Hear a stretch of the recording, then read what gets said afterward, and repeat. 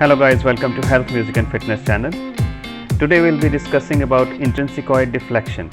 What is intrinsicoid deflection and what does it look like and what is its importance? I'm Dr. Robert James. I did my MBBS and MD in medicine from CMC Ludhiana, and guys, we make interesting medical videos on this channel, and if you like our work, please do subscribe and hit the like button and share our videos with your friends. It will help our channel to grow.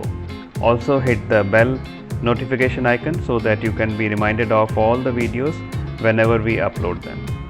So guys, let's start. Intrinsicoid deflection is when the R wave starts to form and it goes till the peak of the R wave. So normally the R wave should be like this, symmetrical. Okay, the top should be in the center of this triangle which is forming, but sometimes it is like this and a sort of a more vertical fall. So that is called increased ventricular activation time, and it is a very important finding. Most of the times we miss it, we don't even think about it when we are looking for major blocks and MIs. So you have to catch the problem at that point, because whenever there is increased ventricular activation time, after some time these patients might develop LAHB or left bundle branch block or some sort of other serious problem. Okay, basically the ventricle is trying to cope up, but it is not able to depolarize very quickly.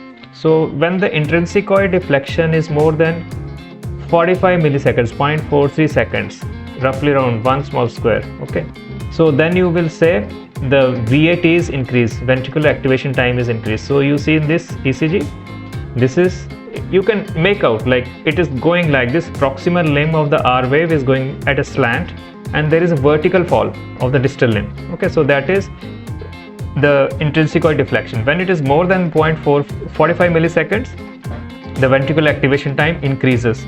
So it precedes many a times before LBB or LAHB is forming. And I told you, left-sided blocks are more serious and they have to be treated. They are not usually functional, they are pathological, and anatomically there is a problem.